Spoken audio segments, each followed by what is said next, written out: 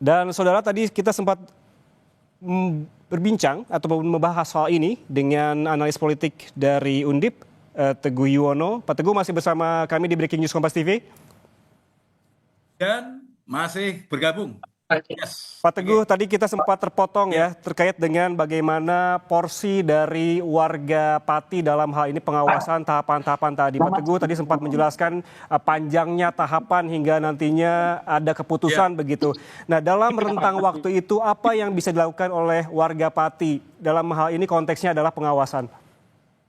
Ya, saya kira yang paling penting harus dicatat oleh teman-teman warga Pati adalah bahwa namanya impeachment, namanya pemakzulan bupati atau wali kota atau gubernur itu bukan sesuatu yang instan ya. Tidak bisa kalau itu sudah masuk ke mekanisme di DPRD atau mekanisme politik, maka harus ada tahapan-tahapan. Karena hukum itu harus melibatkan dan mengabdi kepada semua kepentingan, tidak hanya kepentingan satu persatu elemen atau kelompok tertentu. Oleh karena itu tadi saya katakan yang sekarang hari ini dirapatkan oleh DPRD sebetulnya tahap paling awal untuk melakukan proses-proses politik secara formal. Jadi kalau orang demonstrasi, orang memberikan aspirasi, kemudian memberikan pressure, tekanan politik, itu kan sifatnya di luar mekanisme hukum, mekanisme di dalam proses. Tapi kalau sudah masuk ke DPRD, nah itu masuk proses hukum.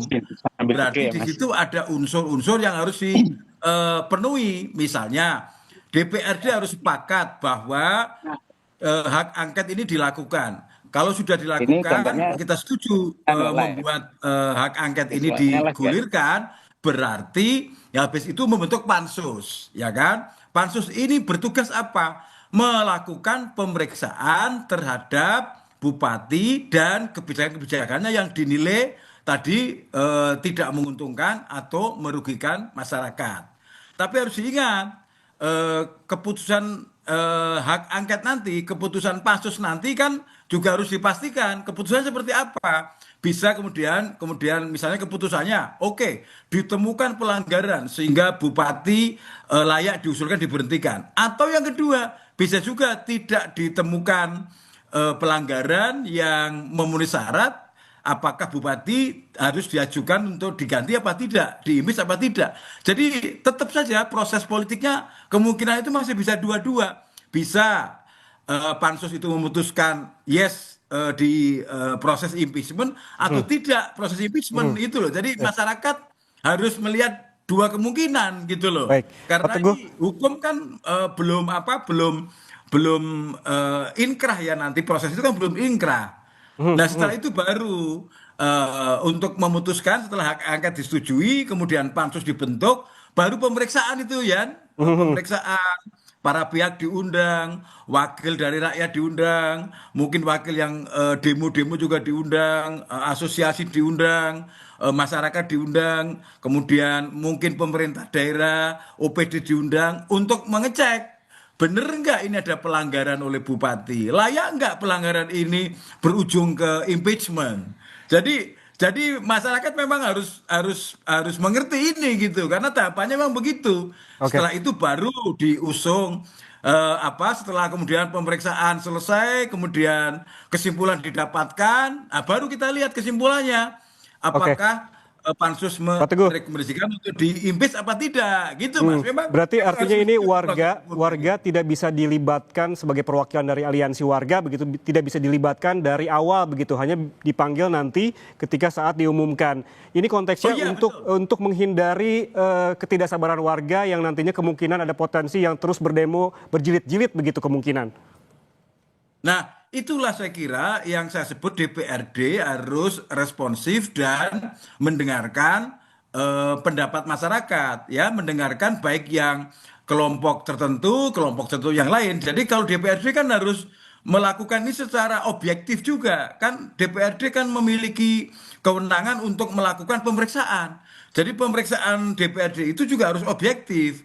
Kalau perlu juga pansus itu bisa mengundang para ahli, para pakar, bisa pakar hukum, pakar sosial, pakar politik, pakar ekonomi untuk memastikan jangan sampai keputusan pansus nanti tidak benar, misalnya hanya karena diambil karena emosional, diambil tidak objektif.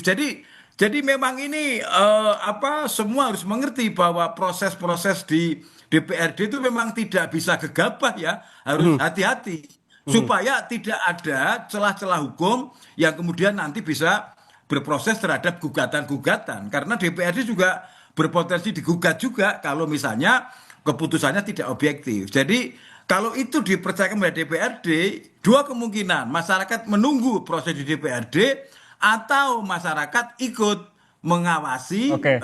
sidang-sidang yang ada di DPRD gitu ya. Oke, berarti ada potensi juga, ada kemungkinan, kita tidak tahu berapa persen, DPRD juga bisa dituntut begitu apabila memang keputusannya tidak sesuai dengan desakan warga, begitu? Ya, dua kemungkinan memang, dua kemungkinan artinya kemudian nanti demonya bisa bergeser misalnya dari bupati yang mau diimpeach kemudian kepada DPRD, mungkin DPRD dipandang tidak responsif, DPRD dipandang tidak follow up dengan baik. Jadi berbagai macam kemungkinan masih bisa terjadi. Oleh karena itu, ini kita lihat sekarang hasil rapat dari ini seperti apa, nanti hak angketnya seperti apa, pansusnya seperti apa, kerja pansus seperti apa, apakah kerja pansus bisa diawasi, seperti apa pengawasannya. Itu memang proses yang tidak pendek dan harus serius ini, Mas. Ini karena ini dilihat oleh semua orang di Indonesia dan bahkan di dunia ini yang terjadi di Pati hari ini. Oke, Pak Teguh, kita sempat menyinggung soal tadi DPRD bisa saja nanti memanggil ahli begitu untuk digali keterangannya terkait hal ini. Tapi kalau kita melihat kebijakan-kebijakan kontroversial yang diambil oleh Bupati Pati ini sudah dibatalkan terkait juga dengan salah satunya adalah kenaikan pajak ataupun PBB sebesar 250%. Namun jangan dijawab dulu, kita akan jeda sejenak, tetaplah bersama kami di Breaking News Kompas TV.